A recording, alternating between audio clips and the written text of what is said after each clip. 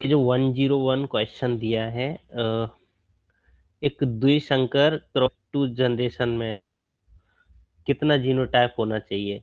तो आपको मैं बताऊँ ये फिनोटाइप का नंबर दिया है, ये जीनोटाइप इसका दिया है संकर क्रॉस का, है ना? और ये फिनोटाइप एक संकर क्रॉस का ये कुछ है। तो यहाँ पर ये क्वेश्चन कर दिया था डिलीट पीएससी वालों ने। ठीक है?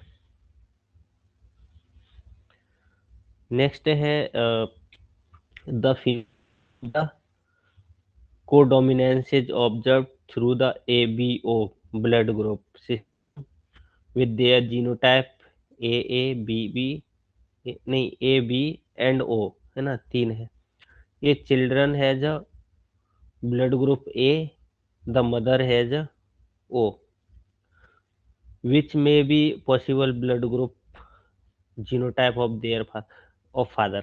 तो पूछ रहा है देखो 3 ब्लड ग्रुप सिस्टम लिया है ABO है ना। इन्होंने बोला है कि 3 तरीके के इनके पास ब्लड ग्रुप है और वो फिर पूछ रहा है कि अगर बच्चे का ब्लड ग्रुप ए है और माता का ओ है तो इसके लिए फादर का क्या रहेगा, ऐसा इन्होंने पूछा है।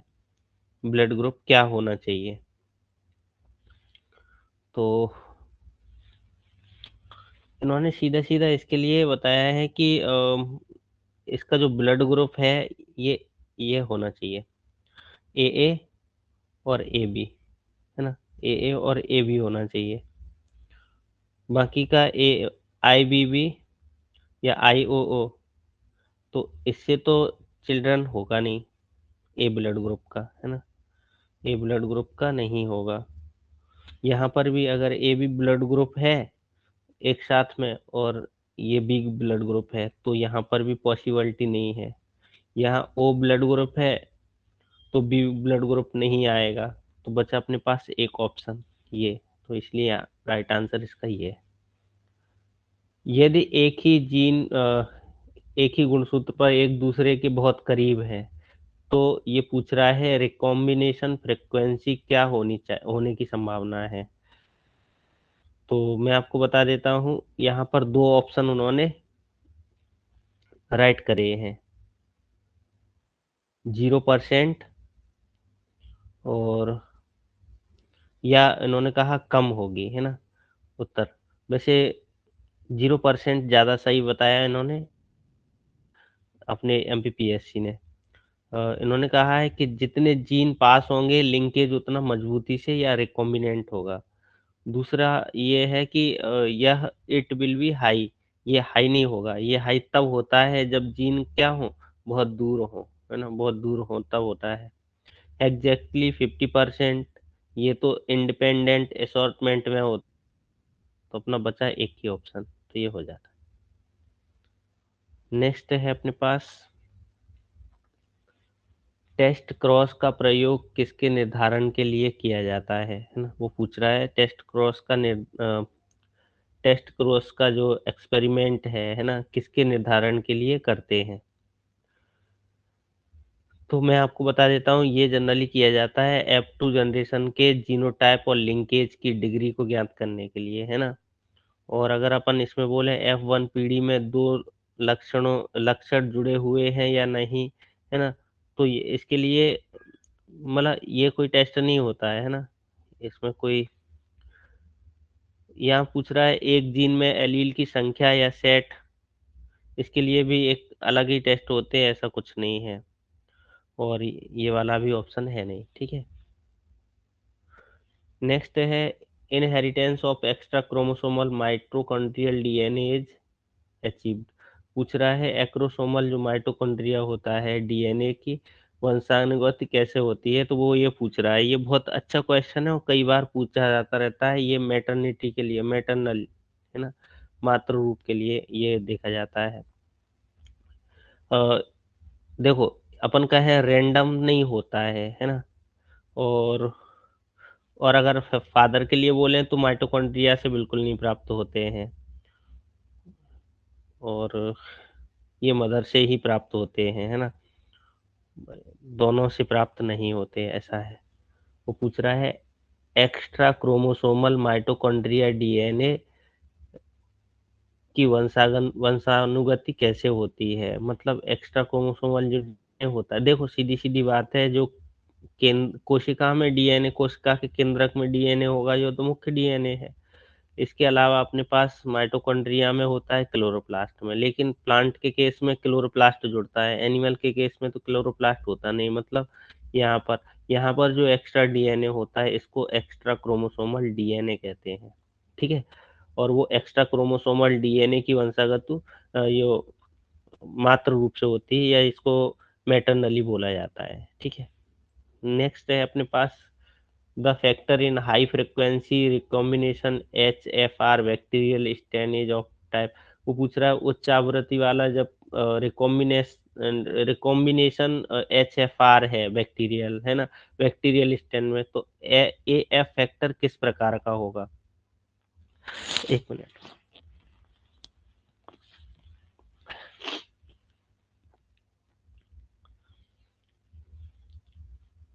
देखो ये जो पूछ रहा है कोशिका में मुक्त, साइटोप्लाज्म में मुक्त, साइटोप्लाज्म में मुक्त से मतलब है कि फ्री कौन से रहते हैं, जब सामान्य कंडीशन में, सामान्य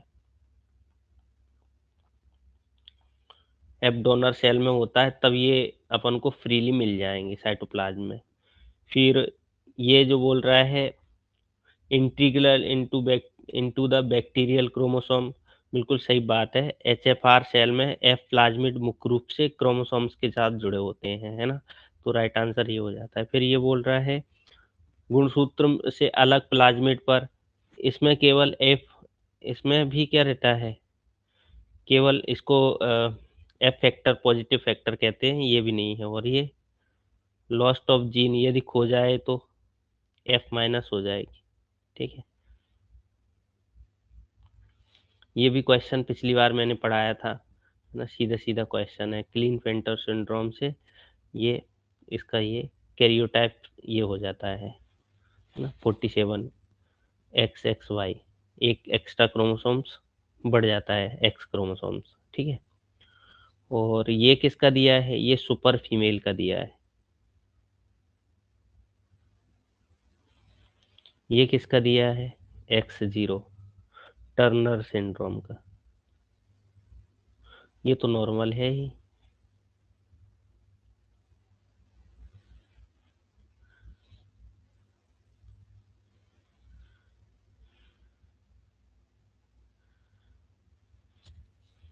बोल रहा है एक जनसंख्या में प्रभावी एलील की फ्रीक्वेंसी 0.7 है। हार्डी विनबर्ग साम्य के अनुसार समयुग्मजी या होमोजाइगस डोमिनेंट जीनोटाइप AA की फ्रीक्वेंसी क्या होगी।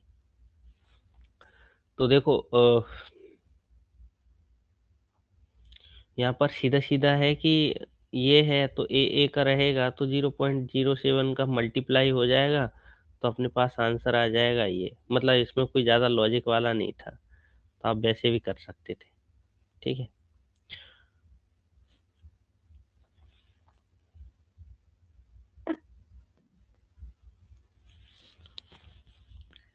नेक्स्ट है कौन सा गुणसूत्र, सर कौन सा फिर से जीन, बताइए ना। इसका एक वैसे फॉर्मूला होता है। यहाँ एलील 2 है ना संख्या में, तो एक के लिए इन्होंने एक दिया है, एक एलील के लिए कितना दिया है, 0.7, तो डबल के लिए कितना हो जाएगा, 0.7 इंटू 0.7 4.9। वो जीनोटाइप पूछ रहा है ना प्रभावी, डबल के लिए, सिंगल एलील का तो दिया है कि प्रभावी के लिए एक 7 का मान कितना है, 0.7 है। तो इस नियम के अनुसार इन्होंने कहा तो डबल ए का मान कितना हो जाएगा, तो यहाँ कुछ था ही नहीं ओके। वैसे तो, एक ए 2 ए, हाँ तो ये हो गया। कौन सा जीवाणु विनाय मतलब which bacterial regulatory system utilize a dual system to sense and response to environment stimuli. मतलब ये कह रहा है कि जो पर्यावरणीय संवेदनाओं को समझने एवं प्रतिक्रिया देने के लिए एक दोहरी प्रणाली का उपयोग किया जाता है, इसको निम्न में से क्या कहते हैं। तो इसको वैसे मैं बता दूं यहाँ पर, जो कोरम सेंसिंग है ये किससे रिलेटेड है, ये रिलेटेड है पॉपुलेशन की डेंसिटी को मापने वाला यंत्र है ना, पॉपुलेशन, डेंसिटी मेजर करने वाला एक सिस्टम है, तंत्र नहीं। तंत्र को क्या बोलेंगे, हाँ सिस्टम ही बोले। एसओएस रेस्पॉन्स क्या करता है, ये डीएनए रिपेयर के लिए रहता है ना। एराकिडोनिक एसिड रिसेप्टर, ये क्या होता है, मुख्य रूप से यूकैरियोटिक कोशिका में सिग्नलिंग में अपन देखने के लिए मिल जाएगा, बचा अपने पास ये। इसमें क्या होता है, एक सेंसर काइनेज और एक रेस्पॉन्स रेगुलेटर होता है ना। इसमें एक सेंसर काइनेज और एक रेस्पॉन्स रेगुलेटर होता है ना। जो जो क्या करता है, उन्होंने कहा कौन सा जीवाणु विनियामक यंत्र पर्यावरणीय संवेदनाओं को समझने एवं प्रतिक्रिया देने के लिए एक दोहरी प्रणाली का ओर है ना, तो दो घटक सिस्टम। ये क्वेश्चन भी आप बता सकते होंगे है ना, बहुत सरल है। डॉली शीप क्लोन थी है ना, क्लोन थी, सोमेटिक से ही बनेगी, सीधा सीधा आंसर है। इससे ऐसा कुछ नहीं है ना, म्यूटेशन वाली चीजें नहीं है, डिलीटेड क्रोमोसोम से इसका कोई मतलब नहीं है ना। और ये एक्स लिंक से भी इसका कोई कनेक्शन, सीधा क्वेश्चन था। वो पूछ रहा है नेक्स्ट क्वेश्चन, मिट्टी में मौजूद सूक्ष्म जीवों की यथा स्थिति में हवा या ऑक्सीजन प्रदान कर मिट्टी में प्रदूषकों का जैव निम्नीकरण क्या कहलाता है। तो कार्बनिक पदार्थों का यदि ऐसा बोलेंगे, अगर कार्बनिक पदार्थ डिग्रेड होते हैं तो उसको बायोडिग्रेडेशन बोलते हैं। लेकिन ये किसका बोल रहा है, मिट्टी में मौजूद सूक्ष्म जीवों है ना। In situ biodegradation contain in soil by producing air oxygen to microorganism. तो वो पूछ रहा है, ये तो अपन ने देखा कि कार्बनिक पदार्थ अगर टूटते हैं तो उसको बायोडिग्रेडेशन को कहते हैं। और बायो एब्जॉर्प्शन क्या होता है, बायोजॉर्प्शन क्या होता है, ये क्या होता है, जीवित या मृत बायोमास द्वारा जो पॉल्यूटेंट हैं उनको एब्जॉर्ब करने की एक प्रोसेस है ना, बायो एब्जॉर्प्शन।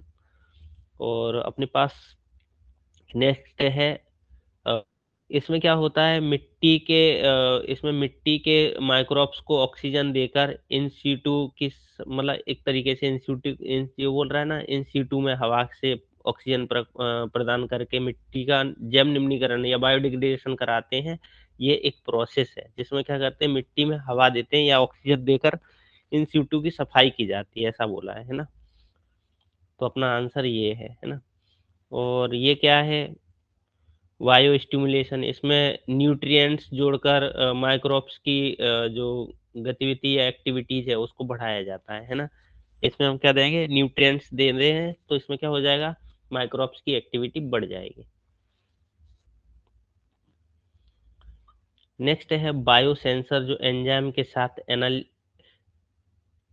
एनिलेट की प्रक्रिया को मापता है और सीधे या biosensor that measure the reaction amylate with the enzyme and generate electrons through a mediator या डायरेक्ट is called बायोसेंसर। वो बोल रहा है कि जब सीधे देखो इसका सीधा छोटा सा क्वेश्चन ऐसा हो जाएगा, वह है बायोसेंसर जो एंजाइम के साथ अभिक्रिया को मापता है और सीधे इलेक्ट्रॉन उत्पन्न करता है, तब हम उसको क्या बोलते हैं, वो ऐसा क्वेश्चन है ना। इधर घुमा दिया है पर ऐसा क्वेश्चन है कि एक बायोसेंसर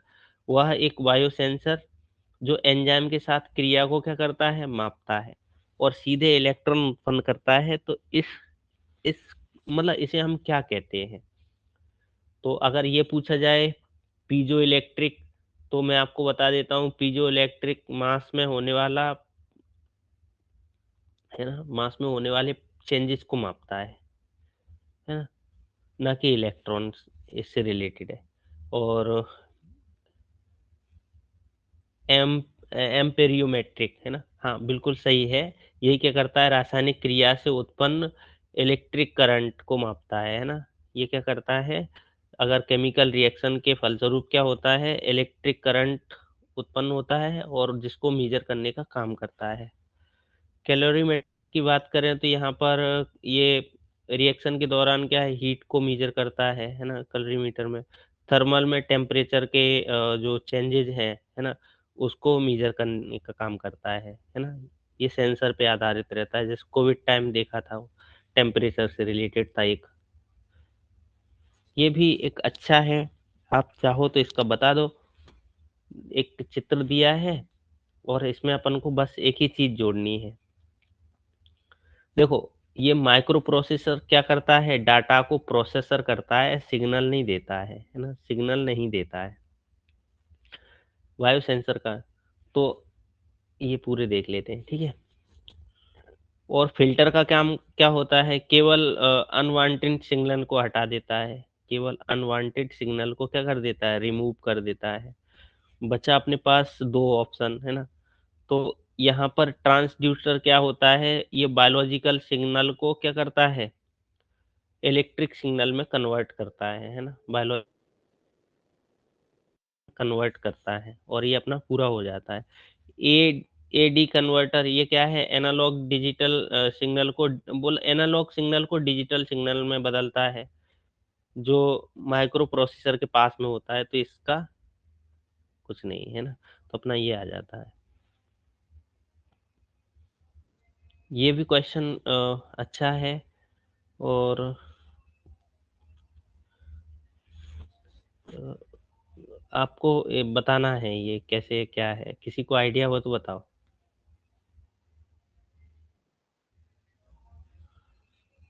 आइडिया है क्या?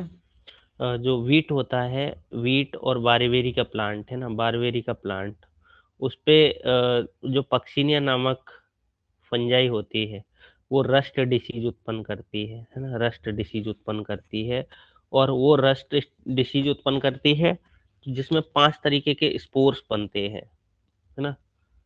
क्या बनते हैं? 5 तरीके के, ऐसे करके 5 तरीके के, ऐसे याद कर सकते हो, उठबप्पा, है ना? यूडोस्पोर्स, टिलिटोस्पोर्स, बेसिडियोस्पोर्स, पिक्निडियोस्पोर और एसियोस्पोर्स, है ना? तो इन्होंने कहा कि जो टिलिटोस्पोर होते हैं, ये क्या होते हैं, रेस्टिंग स्पोर्स होते हैं, है ना?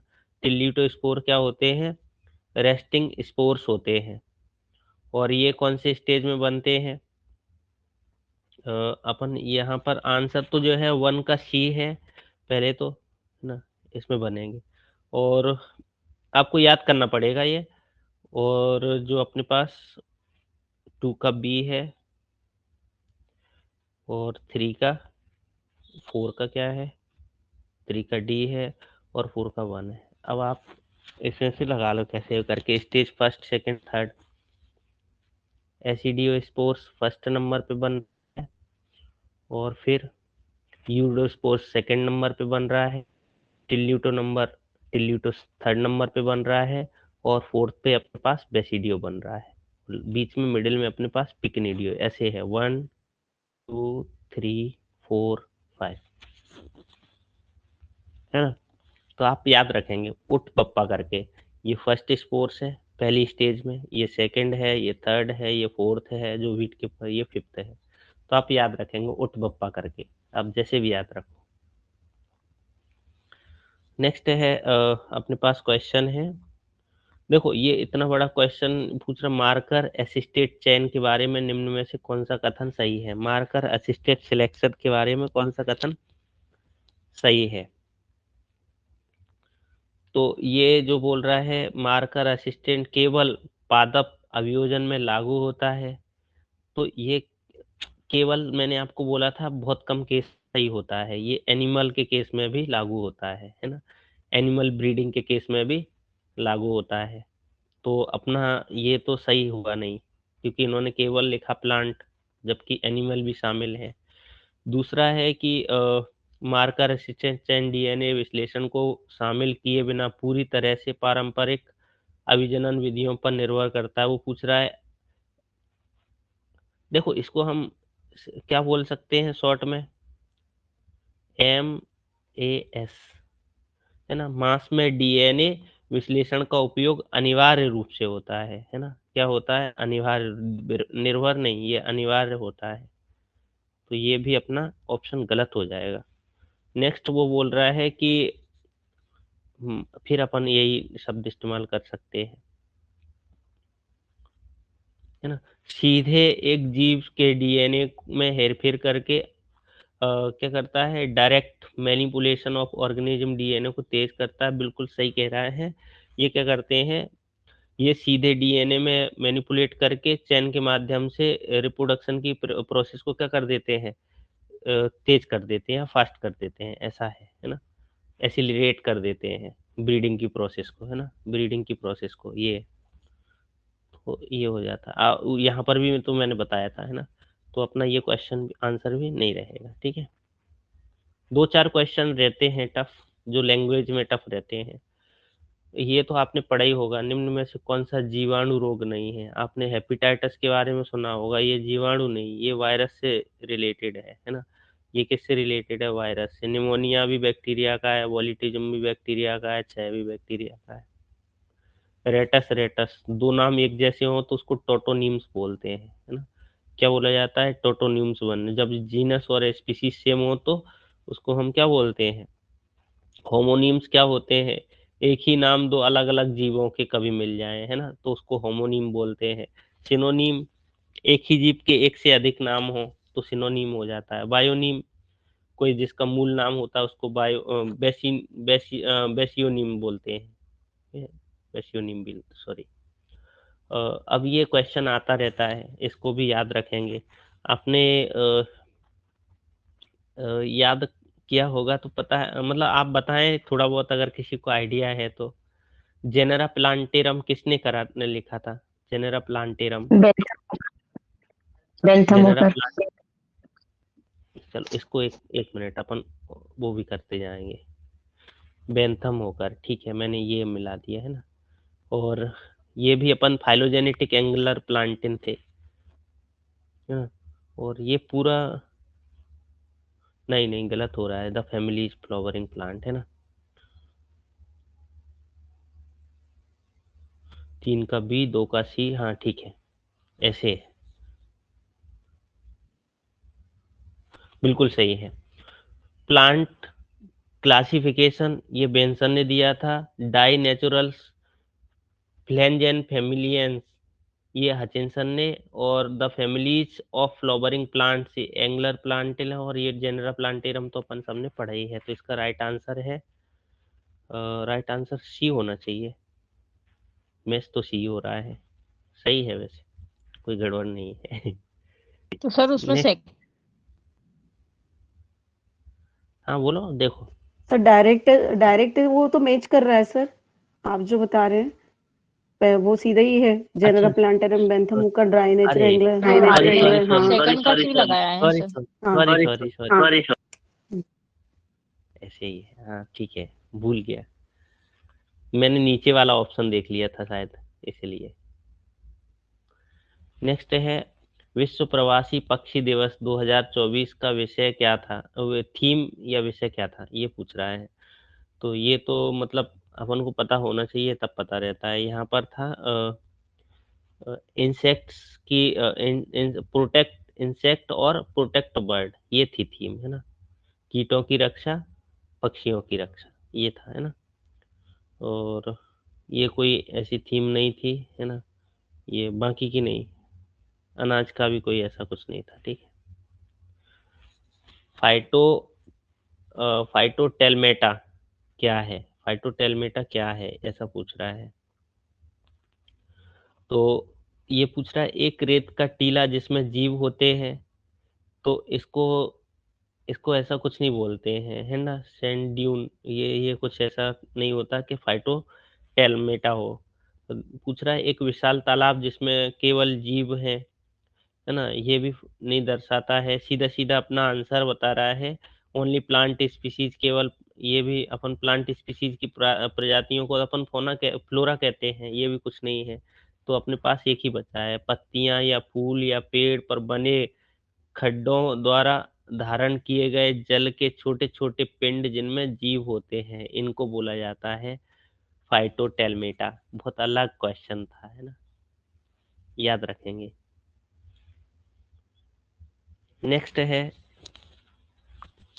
संरक्षण का उद्देश्य निम्न में से किसके बीच संतुलन बहाल करता है, conservation aims to restore the balance sorry है ना।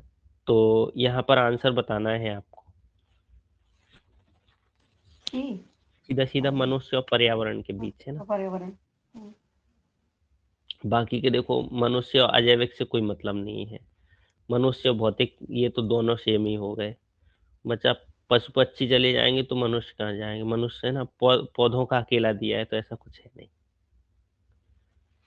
ऐसे द्वीप जहाँ कोई शिकारी स्तनधारी न हो, वहाँ कई पक्षी प्रजातियों ने क्या कर दी है, प्रजनन की क्षमता खो दी है, उड़ने की क्षमता खो दी है, लड़ने की क्षमता खो दी है, वो ये ऐसा पूछ रहा है। तो उड़ने की क्षमता खो दी है, क्योंकि उनको जरूरत ही नहीं पड़ी कभी उड़ने की, है ना, किसी ने उसको खाया ही नहीं, स्तनधारी जो भी जमीन पे चलने वाले, ऐसा कुछ है ना। नेक्स्ट नेक्स्ट क्वेश्चन है अपने पास, किसी समुदाय की प्रजाति वृद्धि निम्न में से किससे प्रभावित नहीं होती। तो इनमें आंसर इन्होंने सीधा सीधा ये दिया है कि शिकारियों की संख्या से, फिर आप देख लेना, ठीक है। वैसे मैंने कहीं पर ये भी पढ़ा है कि समुदाय की आयु से, है ना। तो ये बोल रहा है किसी भी समुदाय प्रजाति की जो समृद्धि है, या फिर जो स्पीसीज रिचनेस जिसको बोलते हैं, ये इन्होंने कहा शिकारियों की संख्या से कोई मतलब प्रभावित नहीं होती है ना, ऐसा इन्होंने कहा है। नेक्स्ट अपने पास क्वेश्चन है, कार्बन असामान्य पोषक तत्व चक्र है क्योंकि, carbon cycle unusual nutrients element because it is, क्या है ये क्वेश्चन, एक्चुअल में मैं बताऊं उन्होंने डिलीट कर दिया है ना, पीएससी वालों ने डिलीट कर दिया है, 2 क्वेश्चन डिलीट आ गए। ये क्वेश्चन तो आप बता ही सकते होंगे, जल निकायों में यूट्रिफिकेशन कब होता है। सीधी सीधी बात है, फास्फेट और नाइट्रोजन का जब स्तर, नाइट्रेट का स्तर जब इसमें इकट्ठा हो जाता है तब हम यूट्रिफिकेशन कहते हैं, है ना। ऊर्जा का पिरामिड हमेशा कैसा होता है, हमेशा कभी उल्टा नहीं होता कैसा बनाया है क्वेश्चन, क्वेश्चन को घुमा दिया वो, कभी उल्टा नहीं होता, सीधा बनाने की वजह उन्होंने ऐसा लिख दिया, कभी उल्टा नहीं होता, है ना। ग्रव ने निम्न का विचार दिया, ग्रव एक वैज्ञानिक थे, इन्होंने किसके लिए एक नियम दिया था, है ना, वो पूछ रहा है कौन सा आइडिया दिया था। तो उन्होंने ये आइडिया दिया था रीजनरेशन नीश के लिए, है ना, रीजनरेशन नीश के लिए दिया था। इन्होंने ये बताया था कि ये पौधों की पुनर्जनन प्रक्रिया से संबंधित है ना, प्लांट्स के रीजनरेशन से रिलेटेड है, और ये ग्रब नामक वैज्ञानिक ने दिया था। कुछ टर्मिनोलॉजी अपन को याद करनी पड़ेगी। जीवों के पूरे समुदाय की पारिस्थितिकी के अध्ययन को क्या कहा जाता है, सिन इकोलॉजी कहते हैं, क्योंकि इसमें सब शामिल है। और टिकोलॉजी सिंगल इकोसिस्टम, है ना, सिंगल कम्युनिटी। अगला क्वेश्चन भी पूछ रहा है ये, अगला क्वेश्चन है, सक्सेशन किसी समुदाय की संरचना और किसमें होने वाला एक प्राकृतिक परिवर्तन है ना। किसमें परिवर्तन होता है, आपको पता ही होगा, ये प्रजाति की संरचना में परिवर्तन होता है ना, क्योंकि अपन पहले देखते हैं छोटे प्लांट्स, फिर बड़े, फिर और बड़े, लास्ट में क्लाइमेक्स स्टेज, है ना, ये होता है। अकेले ऐसा बोलो फ्लोरा, तो ऐसा मतलब अपन कहें कि केवल फ्लोरा वनस्पतियां अकेले सीमित नहीं होती, क्योंकि फौना जंतुओं भी अकेले सीमित नहीं होते, जब पेड़ पौधे आएंगे तो जीव जंतु भी आएंगे, है ना, ये सूक्ष्म जीवों से इनका कोई कनेक्शन नहीं है। चिपको आंदोलन के बारे में आपने सुना ही होगा, इसे लोगों का पर्यावरणवाद कहते हैं, इन्वायरमेंटलिज्म ऑफ द पुअर, है ना, ये पूछा जाता है। चिपको आंदोलन सुंदरलाल बहुगुणा के नेतृत्व में हुआ था, उत्तराखंड के, है ना, उत्तराखंड में। नेक्स्ट है, स्वतः जननवाद के अनुसार क्या होता है, आपको पता ही होगा। स्वतः जननवाद के अनुसार इन्होंने कहा जीवन पहले से मौजूद जीवन से नहीं। इन्होंने स्वतः जननवाद में क्या बताया था, आप में से कोई बताए तो अच्छा लगेगा मेरे को। उन्होंने कहा था निर्जीव पदार्थों से सजीव उत्पन्न होते हैं, ऐसा बोला था। जैसे कीचड़ से मेंढक बन जाते हैं, पसीने की शर्ट को अगर भूसे में रख देते हैं चूहे बन जाते हैं। ये स्वतः जननवाद था, है ना। तो ऐसा, लेकिन दूसरे ये अलग है सिद्धांत, है ना। इसको देखो, तो पहले से मौजूद है, ये बायोजेनेसिस का सिद्धांत है, बायोजेनेसिस का। और अगर दूसरे ग्रह से आया है तो ये पेनस्पर्मिया सिद्धांत है ना, पेनस्पर्मिया बोलते हैं, पेनस्पर्मिया सिद्धांत है। और ये केमिकल एवोल्यूशन थ्योरी है ना। तो अपने पास यही होगा। ये पूछ रहा है सही क्रम क्या है ना, सही क्रम क्या है। तो इसमें से मैंने आपको एक दिन बताया था, आज आपके प्रैक्टिकल पेपर मुझे चाहिए। आ मतलब एजोइक, आर्कियोजोइक, प्रोटीरोजोइक, पैलियोजोइक, मीसोजोइक और सीनोजोइक। ठीक है। आज आपके प्रैक्टिकल, पहले प्रैक्टिकल होते हैं फिर पेपर होते हैं, मुझे चाहिए। तो ये पूरे 6 महाकल्प अपन याद कर सकते हैं। तो अपना राइट आंसर भी यही हो जाता है। प्रथम जीवित सर कोशिका। फिर से दिखाइए, सर फिर से दिखाइए। देखो फिर से कुछ नहीं, मैं यहाँ कहीं, यहाँ थोड़ी सी जगह में, जैसे मैंने कहा आज, अब हमने बच्चों से बोला आज आपके, है ना, मैंने बोला उनको आज आपके प्रैक्टिकल प्लस पेपर, पहले प्रैक्टिकल फिर पेपर मुझे चाहिए, है ना, मुझे चाहिए। ये सबसे आधुनिक है, ये सबसे ओल्ड है। तो आज मतलब एजोइक, है ना, ये एजोइक आ रहा है। आपके मतलब आर्कियोजोइक, प्रैक्टिकल मतलब प्रोटीरोजोइक, पेपर मतलब पैलियोजोइक, मुझे मतलब मीसोजोइक, चाहिए मतलब सीनोजोइक। Good sir, good. है ना, ये मैंने बहुत पहले बना ली थी। ये क्वेश्चन तो आपको पता ही होगा, है ना, कि सबसे पहले कीमो हेट्रोट्रॉप्स आए थे, है ना, कीमो हेट्रोट्रॉप्स आए थे, ऑटोट्रॉप्स नहीं आए थे ये, है ना, सहजीवी भी नहीं थे। सीधा सीधा है क्वेश्चन। ये भी आप इसको मतलब इसकी भी एक ट्रिक थी, पर मैं भूल रहा हूँ, किसी कॉपी में लिखी है ना। सही सीक्वेंस बताना है और सही सीक्वेंस यही है, जरूर बताना चाहिए। ऑस्ट्रेलोपिथिकस, रामापिथिकस, होमो इरेक्टस और होमो सेपियंस। इसका कुछ था, एप्पल हैज एसेंशियल, कुछ ऐसा था, वो याद नहीं आ रहा है बढ़िया ट्रिक है, उसमें पूरे आ जाते हैं, निएंडरथल पर सब आते हैं उसमें, पर मैं आपको बता दूंगा। अगला क्वेश्चन है अपने पास, निम्न में से किसको आणविक घड़ी द्वारा मापा जाता है ना। वो पूछ रहा है मॉलिक्यूलर क्लॉक कौन सी होती है, या मॉलिक्यूलर क्लॉक द्वारा हम किसको मापते हैं, ऐसा पूछ रहा है। तो यहाँ सीधा सीधा डीएनए के न्यूक्लियोटाइड के सीक्वेंस में परिवर्तन की दर को मापते हैं। अनुकूलन से कोई मतलब नहीं है, क्योंकि यहाँ मॉलिक्यूलर की बात हो रही है। प्रजातियों से भी कोई मतलब आप सीधे ही कनेक्शन लगा सकते हैं इसमें। तो मॉलिक्यूलर लेवल की बात हो रही है तो मॉलिक्यूल से मापे जाएंगे। नेक्स्ट है जेनेटिक डाइवर्जेंस। जेनेटिक, ये क्वेश्चन क्या है बताओ। Sir micro genetic evolution. Diverse, देखो इसमें दोनों आंसर दिए हैं। माइक्रो माइक्रो नहीं, माइक्रो इवोल्यूशन भी दिया है, माइक्रो इवोल्यूशन, ये दोनों सेम तो लिखे हैं। तो ये दोनों आंसर माइक्रो है। है सर। एक मैक्रो लिखा है, एक माइक्रो लिखा, तो सर माइक्रो। पर पर उन्होंने माइक्रो दोनों है। आंसर दिए हैं, ये ज्यादा दिया है माइक्रो वाला। मैक्रो का माइक्रो वाला पढ़ा हुआ लग रहा सर। देख लेना, ये क्वेश्चन का आंसर कंफ्यूजन वाला है, मैं भी गलत नहीं करवाऊंगा। परस्पर क्रिया करने वाली जातियां जो एक दूसरे के प्रति प्रतिक्रिया में एक साथ विकसित होती हैं, जिन्हें हम क्या कहते हैं, ऐसा बोल रहा है।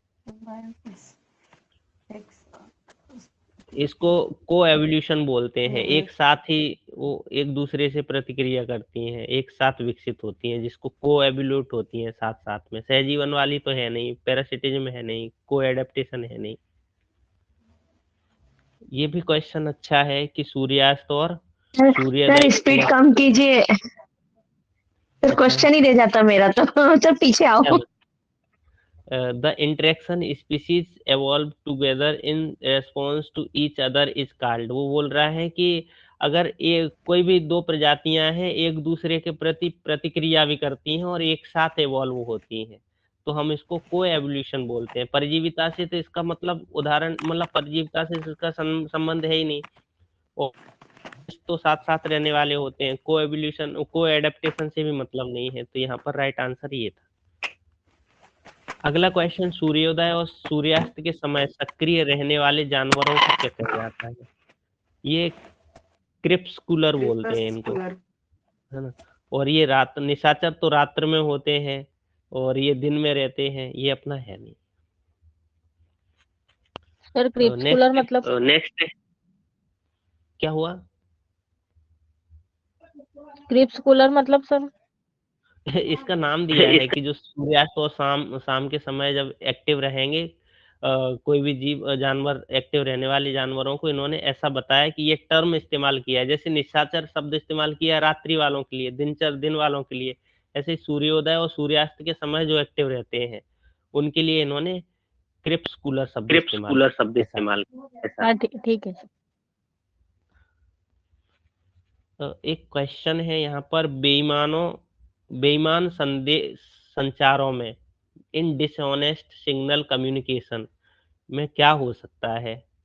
तो हमें मतलब आपको पता होगा इसमें दोनों को नुकसान आमतौर पर नहीं होता। देखो बेईमान लोग दोनों को थोड़ी नुकसान होता है, एक को फायदा होता है एक को नुकसान होगा। दोनों को फायदा नहीं हो सकता है, प्रेषक को और दोनों को नुकसान होता है। नुकसान नहीं होता ना दोनों को फायदा हो सकता है। आपको पता है जो चीटिंग कर रहा है ना उसी को, प्रेषक को फायदा होता है, प्राप्तकर्ता को नुकसान। बिल्कुल सही बात है ना।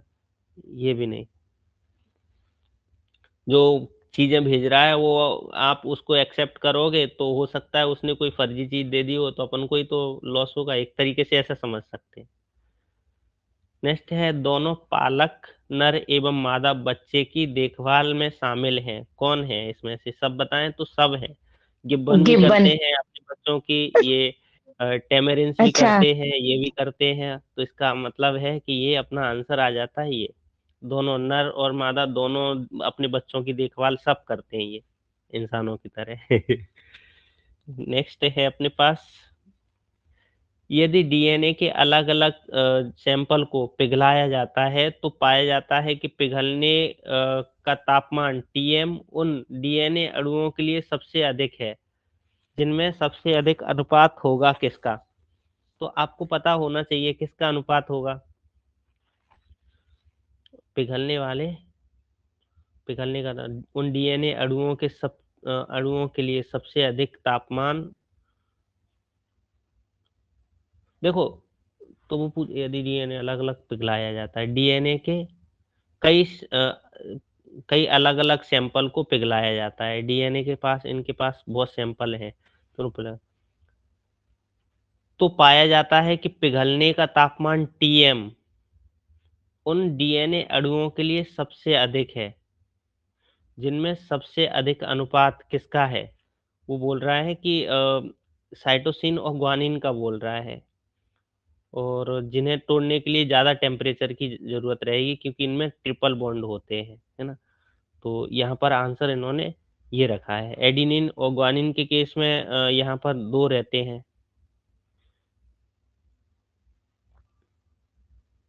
नहीं, ये जोड़ा ही नहीं है पहली बात तो। एडेनिन ग्वानिन से थोड़ी जुड़ता है, एडेनिन थाइमिन से जुड़ता है। इसमें डबल बॉन्ड होंगे, है ना? साइटोसिन थाइमिन ये भी जोड़ा नहीं बनता है, साइटोसिन का ग्वानिन के साथ बनता है। ठीक है, तो अपना आंसर ये है।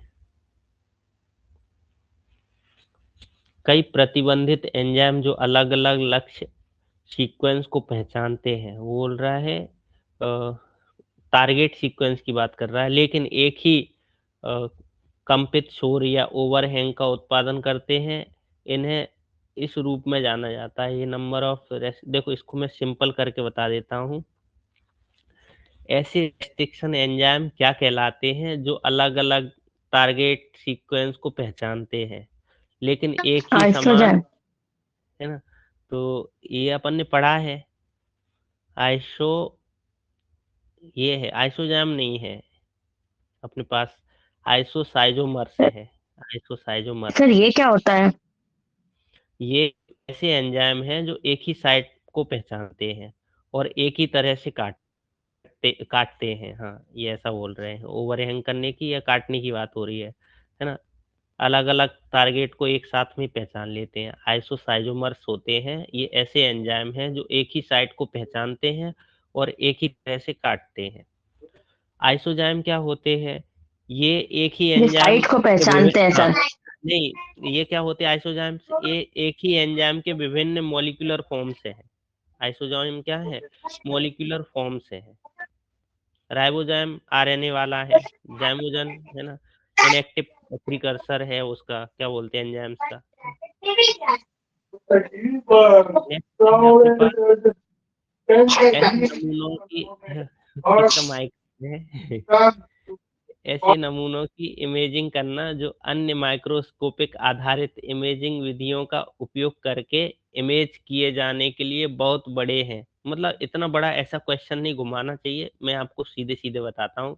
ऐसे सैंपल जो वर्टिब्रेट्स एम्ब्रियो की इमेजिंग के लिए सबसे उपयुक्त तकनीकी कौन-सी है? जो माइक्रोस्कोप के बड़े मतलब माइक्रोस्कोप के लिए बहुत बड़े होते हैं, ऐसा बोल रहा है ना? माइक्रोस्कोपिक तकनीकी की बात कर रहा है, वो क्या है इनमें से? तो मैं बता देता हूँ, ऑप्टिकल प्रोजेक्शन टोमोग्राफी है। इसमें क्या होता है, यहाँ पर 3D सैंपल एम्ब्रियो की इमेजिंग के लिए उपयोग की जाती है ना? और ये क्या होते हैं, ये डार्क जो टिश्यू होते हैं, उनकी इमेजिंग के लिए होता है, लेकिन बड़े सैंपल नहीं, है ना? बड़े नमूनों के लिए नहीं होती है, लार्ज सैंपल के लिए नहीं। स्पिनिंग क्या होती है, ये जीवित कोशिकाओं को तेज़ी से इमेजिंग मतलब देखने के लिए इस्तेमाल होती है स्पिनिंग। लेज़र में डेप्थ लिमिट के लिए रहती है ना? तो अपना आंसर यही है। देखो, इसमें इन्होंने सीधा-सीधा एक क्वेश्चन दिया है, मुझे नहीं पता है, इसका आंसर मैं डायरेक्ट बताऊँगा। विचरण के लिए विश्लेषण का विस्तार एनोवा, जिसमें एक तरफ़ा एनोवा के परिणाम का सह-प्रसरण शामिल होता है, इन्होंने मेनोवा बताया है ना? मेनोवा बताया है। एनालिसिस वेरिएंस का विस्तार क्या है, जिसमें कोवेरिएंस शामिल है। मेनोवा में होता क्या है, ऐसा मैं बता देता हूँ समझाने के लिए। ये मल्टी वैराइटीज़ एनोवा है, जहाँ एक से अधिक डिपेंडेंट्स वेरिएबल होते हैं, है ना? और वो पूछ रहा है एक तरफ़ा विश्लेषण विस्तार के बारे में बात कर रहा है ना? एनालिसिस वेरिएंस के बारे में, तो इन्होंने कहा मेनोवा रहेगा, है ना? तो जो आंसर इन्होंने दिया है वो सीधा यही। देखो, इतना बड़ा क्वेश्चन लिख दिया है, मैं इतना बड़ा नहीं पढ़ूँगा, छोटा-सा क्वेश्चन है। ऐसी कौन-सी विधि है जो बिना पीसीआर या केमिकल लेवलिंग के एक डीएनए अणु को सीक्वेंस कर सकती है? उसको क्या कहते हैं? वो इतनी बड़ी चीज़ें लिखी हैं, बिना पीसीआर के लेवल या केमिकल लेवलिंग के सिंगल स्ट्रैंड डीएनए के मॉलिक्यूल्स को क्या कर सकती है? सीक्वेंस कर सकती है। क्या है इसमें से? ये नैनोपोर सीक्वेंसिंग होती है ना? मैं बता देता हूँ। पीसीआर की तो इन्होंने बात ही मना कर दी थी, नेक्स्ट जनरेशन सीक्वेंसिंग इसमें आमतौर पे पीसीआर में रहती है ये। सेंगर में क्या रहता है, टर्मिनेशन मेथड है ये, है ना? चेन टर्मिनेशन मेथड है। और थर्ड जनरेशन सीक्वेंस ये भी नैनोपोर की एक टेक्निक है, लेकिन इसमें क्या होता है, ये बड़ी श्रेणी में या व्यापक श्रेणी में जिसको बोलते हैं उसके लिए है। तो यहाँ पर नैनोपोर सीक्वेंसिंग है, ये याद करना पड़ेगा। मतलब सीधा-सीधा क्वेश्चन ऐसा है कि एक ऐसी विधि जो बिना पीसीआर या केमिकल लेवलिंग के एक सिंगल स्टैंडर्ड डीएनए मॉलिक्यूल्स को सीक्वेंस कर सकती है, उसको हम क्या कहते हैं, है ना? नेक्स्ट है, रैट और माइस में शुद्ध पॉलीक्लोनल एंटीबॉडीज का उत्पादन किया जा सकता है। ये तो आपको पता होगा वैसे। बोल रहा है लसिका द्रव्य में मतलब प्योर नहीं मिलेगी यहाँ पर, जो शुद्ध की बात कर रहा है, प्योर पॉलीक्लोनल एंटीबॉडी नहीं मिलेगी लसिका में। और इधर भी नहीं मिलेगी क्योंकि जोड़ों का ये इन्होंने कहा जो कनेक्टिव या जोड़ों का तरल होता है उत्पादन का मुख्य केंद्र नहीं है, है ना? और ये भी इन्होंने मना किया है। ये मस्तिष्क और रीढ़ की हड्डी का लिक्विड है, ऐसा बताया है। बचा ये इन्होंने कहा कि ये क्या होता है, चूहों के पेट की जो गुहा होती है या जिसको पेरिटोनियल कैविटी कहते हैं, यहाँ पर जमा होता है। यहाँ पर इजीली से ये पॉलीक्लोनल एंटीबॉडी का उत्पादन कर सकते हैं, ऐसा। अगला क्वेश्चन भी फिर इन्होंने इतना बड़ा पूछ दिया, मैं सरल सा बता देता हूँ। ये एक पूरा नाम है माइक्रोस्कोपी का, है ना? ISEM है। वायरस पार्टिकल्स को देखने के लिए एंटीबॉडी को किसके साथ जोड़ा जाता है? एंटीबॉडीज को किसके साथ जोड़ते हैं?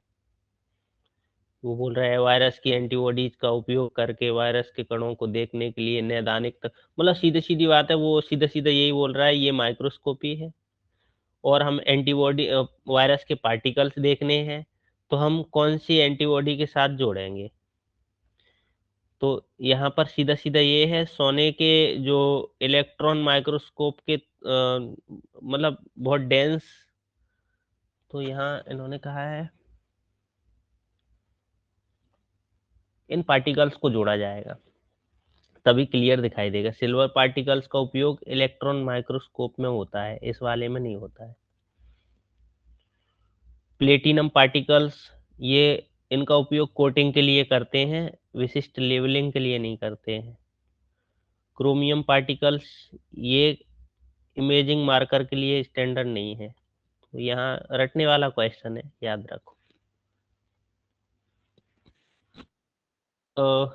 व्यवहार मतलब इन्होंने देखो सीधा सीधा मैं आपको सरल सा क्वेश्चन बता देता हूँ। व्यवहार के अध्ययन में जो इन्होंने लिखा है, सोशियोमेट्रिक मैट्रिक्स सैंपलिंग का उपयोग करके किसके बीच इंटरेक्शन के अध्ययन मतलब इंटरेक्शन के अध्ययन के लिए किया जाता है, वो ऐसा पूछ रहा है। ये सारी चीजें दी हैं तो मैं आपको बता देता हूँ, ये इंडिविजुअल के लिए रहता है ना? इंडिविजुअल के लिए रहता है, इनमें है नहीं। ये केवल जोड़ों तक सीमित रहती है, यहाँ बच्चों के बीच नहीं। तो यहाँ इंडिविजुअल सही, यही यही एक समूह है जिसके भीतर इंडिविजुअल्स सामाजिक संबंधों को मापता है ना? शिकारी प्रीडेटर से कोई मतलब नहीं। एमआरआई, एमआरआई के बारे में सुना होगा, प्रोटॉन्स पर रिलेटेड है ना? एमआरआई क्या है? प्रोटॉन्स पे रिलेटेड है। एमआरआई क्या करता है, पानी और वसा में मौजूद हाइड्रोजन के जो नाभिक में प्रोटॉन्स होते हैं, उन्हीं को क्या करता है, उन्हीं सिग्नल्स को पकड़ता है एक तरीके से, है ना? तो ये हो जाता है। क्वेश्चन क्या है, एमआरआई जो सॉफ्ट टिश्यू की इमेजिंग में बहुत प्रभावी है क्योंकि उनमें क्या होता है, ऐसा पूछ रहा है, प्रोटॉन होते हैं। और last question, radio active decay में एक न्यूट्रॉन को प्रोटॉन में बदलने के लिए किसका उत्सर्जन किया जाता है? एक का आंसर ऐसा लगाओ जो आपने कभी नहीं पढ़ा हो, नेगेट्रॉन, है ना? क्या है? नेगेट्रॉन। और पॉजिट्रॉन में क्या होता है, जब ये पॉजिट्रॉन तब होता है जब क्या होता है, प्रोटॉन और प्रोटॉन किसमें, न्यूट्रॉन में बदल जाए, तो पॉजिट्रॉन होगा। यहाँ पर न्यूट्रॉन को पॉजिट्रॉन में चेंज हो रहा है, ये उल्टा हो गया। अल्फा पार्टिकल्स में क्या होता है, 2 प्रोटॉन और 2 न्यूट्रॉन बाहर निकलते हैं। और गामा में क्या रहता है, ये हाई एनर्जी वाली इलेक्ट्रिक मैग्नेटिक वेव्स हैं, पार्टिकल्स नहीं है। ठीक है, तो ये हो जाता है। 1 मिनट। आज कम लोग जुड़े थे, 6 लोग जुड़े हैं। तब अल्फा कण का क्या बताया